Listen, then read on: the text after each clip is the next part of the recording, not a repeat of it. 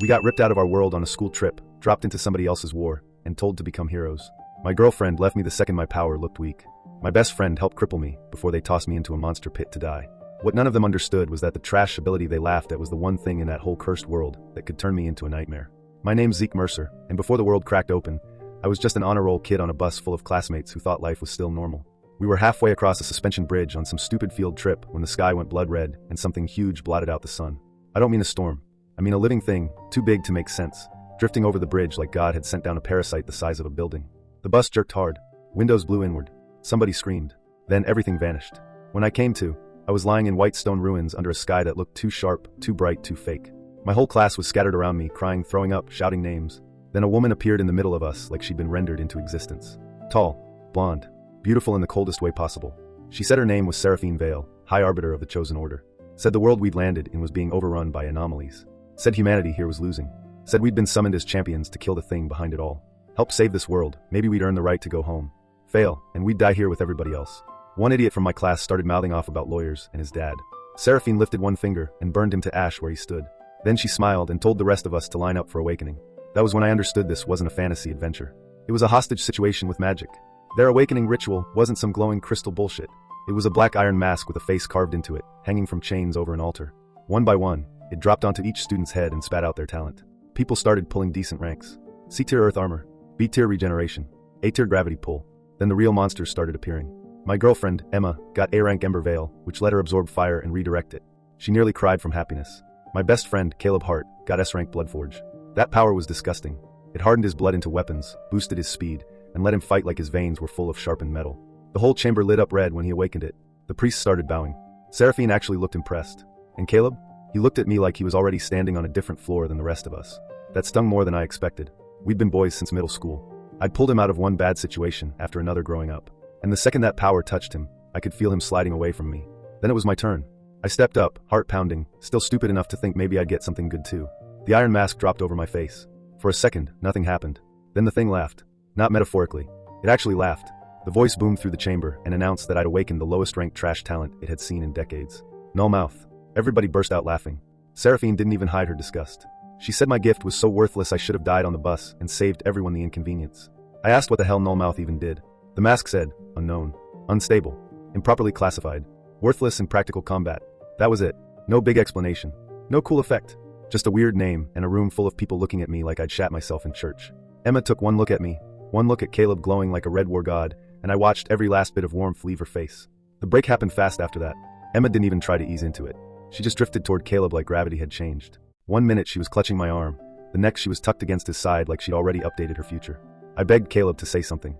Anything. Remind them who I was. He looked me dead in the eye and called me dead weight. That hurt worse than Emma, because I expected selfishness from her. I didn't expect betrayal from him. Not that fast. Not that clean. Seraphine said someone as useless as me wasn't worth training. She wanted me thrown into the lower dungeon beneath the sanctuary and forgotten. I thought that was the worst of it. Then Caleb spoke up. He said if they just tossed me down there intact, I might get lucky. Might survive somehow. Might crawl back out later with a grudge. Better to make sure I couldn't climb. Seraphine liked that idea, so they crippled me first. Caleb forged a blade from his own blood and drove it through my knee. Then my shoulder. Then my ribs when I screamed at him. Emma watched with her hand over her mouth, not horrified, just pale in that weak little, thank God it's not me way. Then they dumped me into the pit. I hit stone so hard I tasted blood and dirt together. Somewhere above me, I heard Caleb laugh and Emma tell him he'd done the right thing. That was the moment something in me stopped caring whether I ever got home. I just wanted them dead. The dungeon was supposed to kill me. That was the whole point.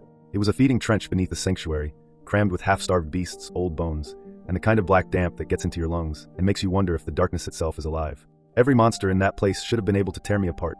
Instead, the second the first one lunged at me, my worthless talent woke up. A black prompt flashed in front of my eyes. Nullmouth detected lethal threat. Emergency privilege granted. One devour available. I didn't know what that meant, and I was too busy bleeding to ask.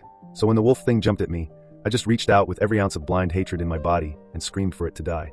Its entire head caved inward like something invisible bit a chunk out of reality itself. The beast dropped dead instantly. Another prompt appeared. Devour successful. Trade available for consumption. That was when I understood.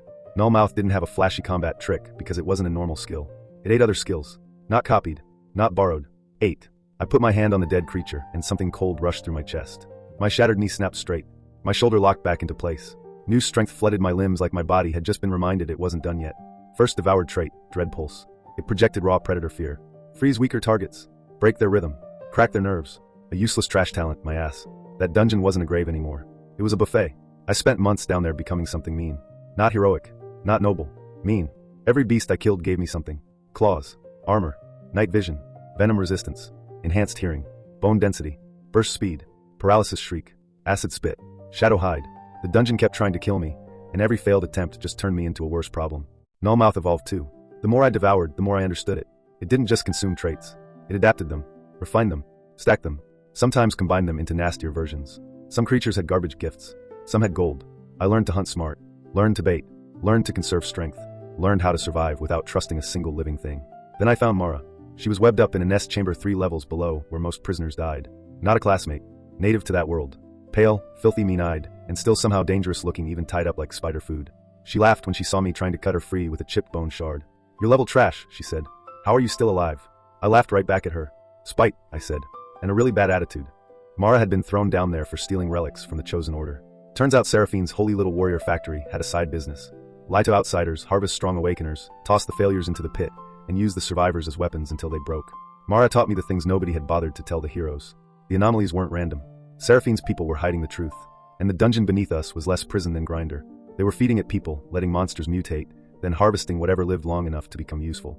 Which meant Caleb and Emma weren't being trained to save the world. They were being fattened up. By the time I crawled back out, I wasn't the same person they'd thrown in. I didn't even look the same. Too lean. Too scarred. Too still. The kind of still that makes people nervous because it doesn't feel human anymore. Mara came with me. She had her own reasons for wanting the order burned down, and by then I trusted her more than I'd ever trusted half the people from my old life. Getting back into the sanctuary was easier than it should have been. Nobody expects the dead to come home ugly. The place was bigger than I remembered, full of banners, blood sigils, and polished marble, trying to pretend the entire foundation wasn't built on mutilated lies. I watched from the shadows long enough to learn what had changed. Emma had become one of Seraphine's favorites. Fire had made her beautiful in that cruel, theatrical way power sometimes does. Caleb had become their poster boy, dripping blood-forged arrogance and strutting around like he'd conquered the world instead of kneeling for it. And the best part, neither one of them saw the trap yet. That almost ruined my plans. Almost made me pity them. Then I remembered my knee exploding under Caleb's blade. Pity died again. I waited until the ceremony. Big room. Whole class there. Native recruits too. Seraphine on her throne. Caleb being announced as the future commander of the Northern Front. Emma smiling at him like she'd been born to kneel to whoever looked strongest. Then I stepped out. The whole chamber went dead. Emma's face emptied out first. Caleb's came right after, all the color draining from him when he realized the thing he buried wasn't dead after all. I didn't scream. Didn't monologue. Didn't give them some cheesy revenge speech. I just looked at Caleb and said, "You should have cut my head off." Then I moved. People say revenge feels good. It doesn't. It feels hot. Fast. Ugly. Like finally vomiting poison you've been choking on so long you forgot what clean breathing felt like. Caleb came at me first, blood blades screaming out of his arms like he thought rank still mattered down there in the dirt. I devoured his first strike mid-swing.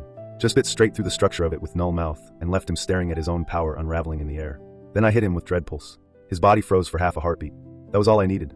I shattered both his arms, drove him into the floor, and ate Bloodforge while he was still conscious enough to know what was happening. Emma tried to burn me alive. I ate that too. Her fire folded inward, dimmed to sparks, then vanished into my chest like it had never belonged to her. She dropped to her knees sobbing, finally remembering I existed only after she lost the thing that made her feel safe. Too late. Seraphine was harder. Way harder. That bitch had been feeding on stolen gifts for years. She wasn't just strong, she was stitched together out of everybody else's pain. But by then I was the same kind of monster, just honest about it. Everything she'd built in secret, I'd built in the dark with claw marks all over it. The fight tore the sanctuary apart. Blood. Fire. Stone. Screaming. The whole holy place came down around us like it was ashamed of itself. And in the end, I did the one thing she never thought a worthless talent could do. I devoured her whole damn core. Not just her powers, her rank, her false divinity, her right to ever stand over anybody again. When it was done, there wasn't much left of the Chosen Order but rubble, smoke, and the sound of terrified survivors finally understanding they'd been livestock in ceremonial robes. Mara looked at me through all that ruin and asked what I was going to do now. Go home. Save this world. Build something better?